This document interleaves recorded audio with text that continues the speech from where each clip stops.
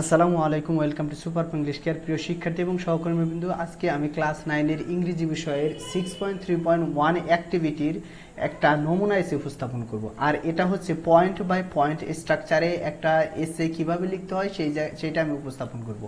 এর আগের ক্লাসে আমি ব্লক স্ট্রাকচারে কিভাবে এসে লিখতে হয় সেটা উপস্থাপন করেছি। ওইটা না দেখে থাকলে ওটা দেখে আসতে পারো। এখন এই জায়গায় যেটা বইয়ের যেটা দেওয়া রয়েছে, it's time to focus on the point by point structure, অর্থাৎ পয়েন্ট বাই পয়েন্ট কাঠামোতে ফোকাস করার সময়। Like the block structure, the point by point structure also includes an introduction paragraph, body paragraphs and a conclusion paragraph. বলা হচ্ছে point block কাঠামোর মতোই, অর্থাৎ ব্লক স্ট্রাকচারের মতোই পয়েন্ট বাই পয়েন্ট কাঠামোতে একটি ভূমিকা অনুচ্ছেদ থাকবে, বডি অনুচ্ছেদ থাকবে এবং একটি উপসংহার অনুচ্ছেদ অন্তর্ভুক্ত রয়েছে। এরপর but the point by point structure is different from the block structure as it has more than 2 body paragraphs and each body paragraph talks about both the subjects which are compared. বলা হচ্ছে কিন্তু point by point structure block structure থেকে আলাদা, কারণ এতে দুটির বেশি body paragraph রয়েছে এবং প্রতিটি বডি প্যারাগ্রাফ তুলনা করা হয়েছে এমন উভয় বিষয়েই কথা বলে। The structure of a point by point method looks like this. বলা হচ্ছে একটি পয়েন্ট বাই পয়েন্ট পদ্ধতির গঠন এই রকম দেখায়। এই জায়গায় নিচে আমাদের বইয়ের মধ্যেও কিন্তু এই গঠনটা দেওয়া রয়েছে।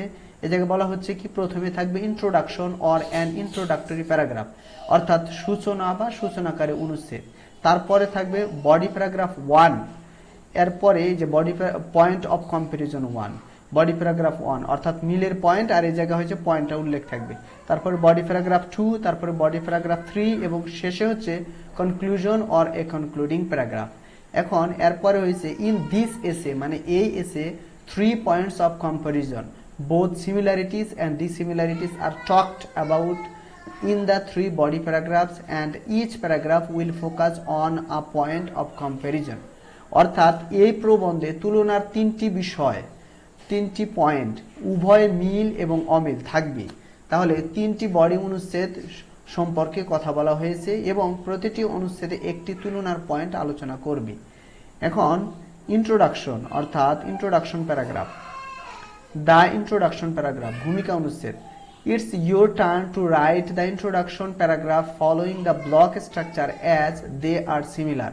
বলা হচ্ছে ব্লক স্ট্রাকচার অনুসরণ করে তোমার ভূমিকা অনুচ্ছেদ লেখার পালা, কারণ সেগুলো একই রকম। অর্থাৎ বলা হচ্ছে যে ব্লক স্ট্রাকচারে যেরকম ইন্ট্রোডাকশন হয় সেই রকম এই যে পয়েন্ট বাই পয়েন্ট স্ট্রাকচারও হয়। Don't forget to mention your points of comparison in the thesis statements as the points will let the readers know what points your body paragraphs are focusing on. বলা হচ্ছে thesis বিবৃতিতে তোমার তুলনা বা মিলের পয়েন্টগুলো উল্লেখ করতে ভুলবে না, কারণ পয়েন্টগুলো পাঠকদের জানাবে যে তোমার বডি অনুচ্ছেদগুলো কোন পয়েন্টগুলোতে ফোকাস করছে। Make sure that you are using the correct language and transitional words to inform your readers what you are going to tell. বলা হচ্ছে তোমার পাঠকদের তুমি কি বলতে যাচ্ছ তা জানানোর জন্য তুমি এটা নিশ্চিত করো যে তুমি সঠিক ভাষা এবং ট্রানজিশনাল শব্দ ব্যবহার করেছো। তারপরে বলা হয়েছে right your introduction paragraph here, মানে এখানে তোমার ভূমিকা অনুচ্ছেদ লেখো।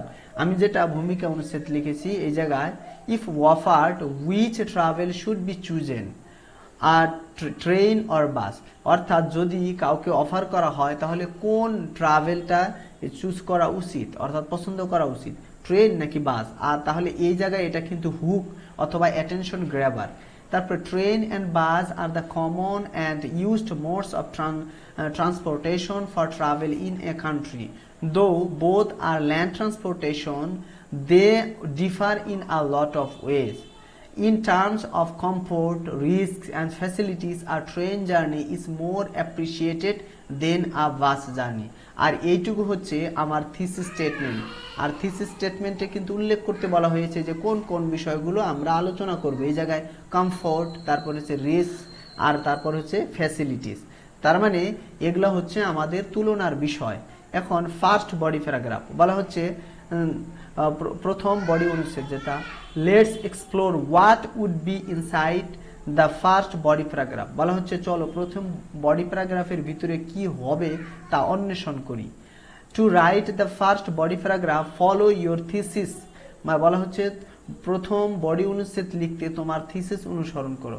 Suppose from a Venn diagram your first point of comparison is rail journey is more comfortable than a bus journey. Your first body paragraph may look like this. বলা হচ্ছে তাহলে প্রথম মনে করো ভেন ডায়াগ্রামে তোমার তুলনার পয়েন্ট হলো, প্রথম পয়েন্ট হলো কি বাস যাত্রার চেয়ে রেল যাত্রা বেশি আরামদায়ক। তোমার প্রথম বডি অনুচ্ছেদ দেখতে এরকম হতে পারে, অর্থাৎ এটা তোমাদের যে বই রয়েছে এই জায়গায় দেওয়া রয়েছে। তাহলে কিরকম হতে পারে, যেমন এই জায়গায় কিন্তু তুলে দেওয়া রয়েছে কমফোর্ট, এটা হচ্ছে তুলনার আর কি point. Comfort is a primary concern of people when they travel from one place to another, especially if it is a long journey. বলা হচ্ছে আরাম মানে স্বস্তি অথবা আরাম হচ্ছে একটা প্রাইমারি মানে প্রধান কনসার্ন মানে প্রধান বিষয় যখন মানুষ দূরে কোথাও কি করতে যায়, জার্নি করতে যায়। The train is spacious and has more leg space. বলা হচ্ছে ট্রেন হচ্ছে অনেক জায়গা রয়েছে এবং এই পা রাখার জন্য অনেক জায়গা রয়েছে। People can move freely if they need and don't need to be stuck to their seats.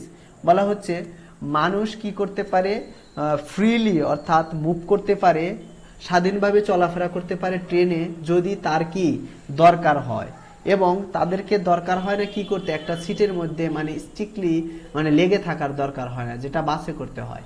In contrast মানে অপর দিকে অথবা বিপরীত ক্রমে, the bus is congested and there is little space for legs and hand luggage.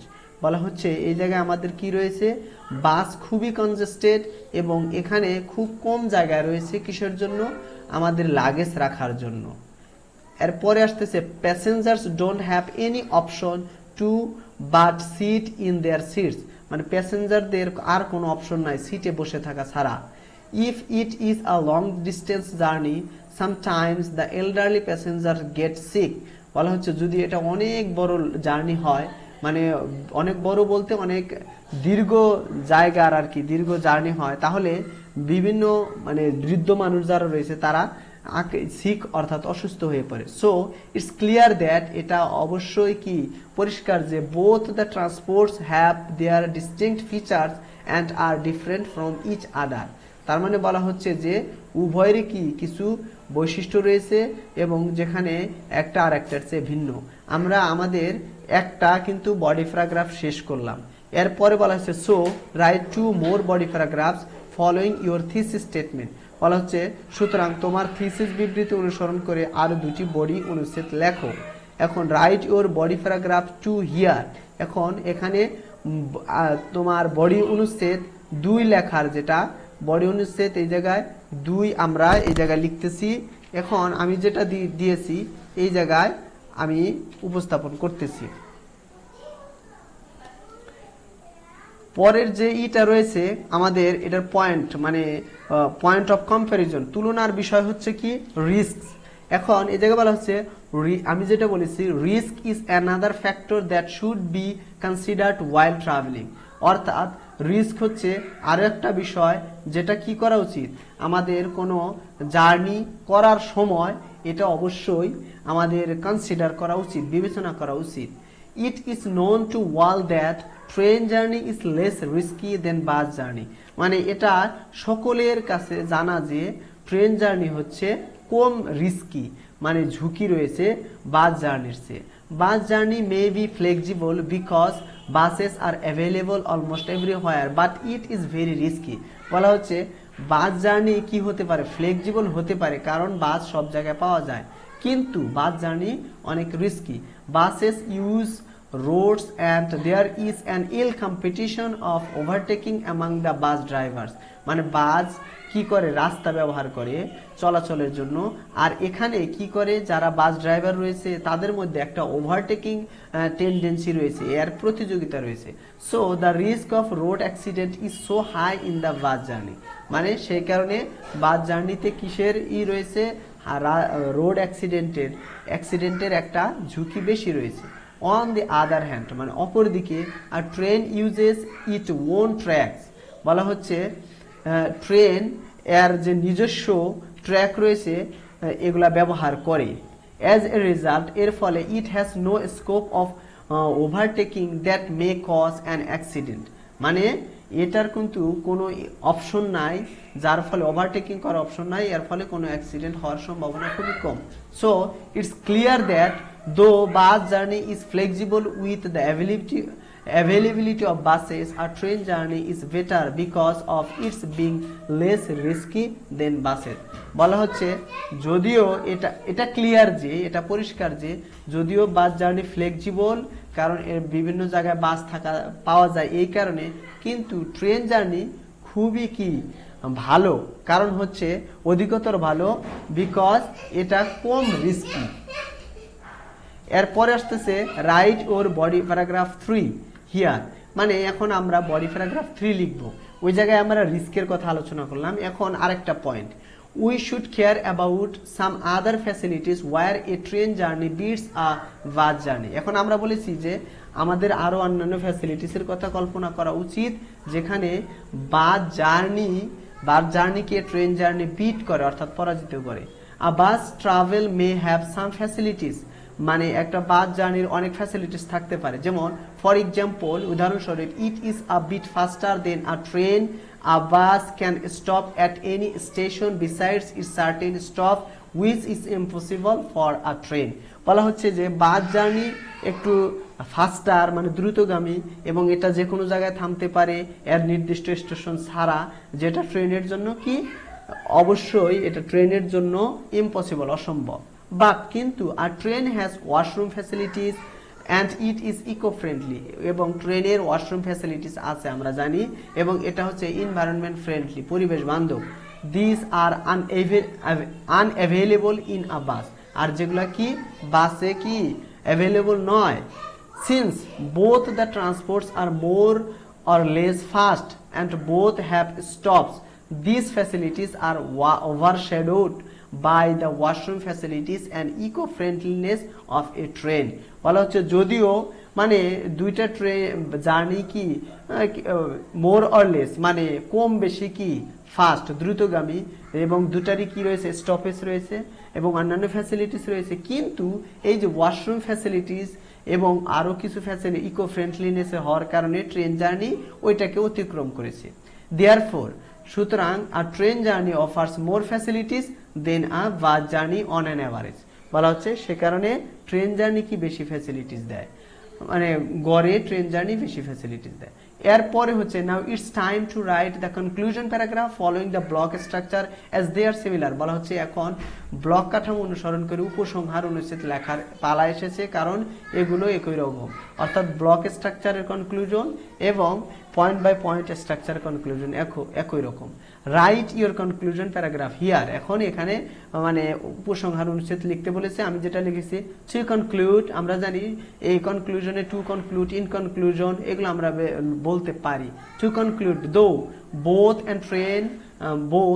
Train and bus are land transports with some similarities, they are different in many ways। বলা হচ্ছে যদিও দুটাই কি ল্যান্ড ট্রান্সপোর্ট ভূমি transport, তাদের মধ্যে অনেক মিল রয়েছে কিন্তু তারা বিভিন্ন ভাবে একটা থেকে আরেকটা ভিন্ন।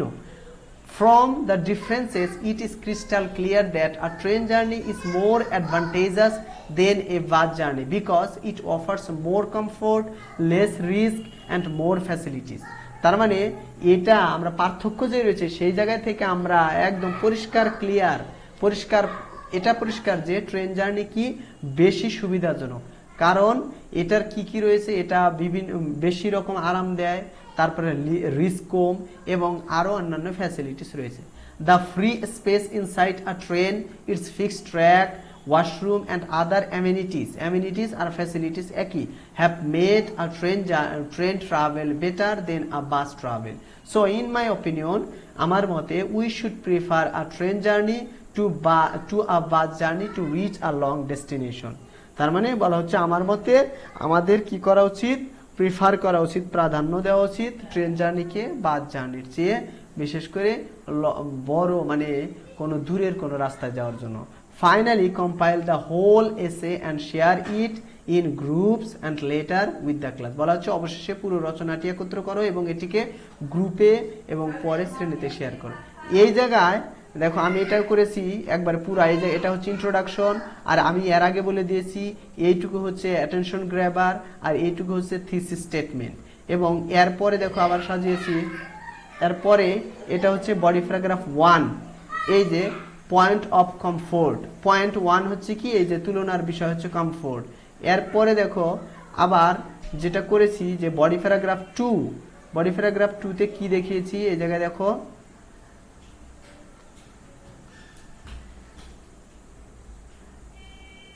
বডি প্যারাগ্রাফ 2 হচ্ছে পয়েন্ট হচ্ছে কি রিস্ক, আর এটা হচ্ছে বডি প্যারাগ্রাফ 2, অর্থাৎ ওই জায়গায় যেটা লিখেছি এই জায়গায় কিন্তু এটা নিয়ে এসেছি।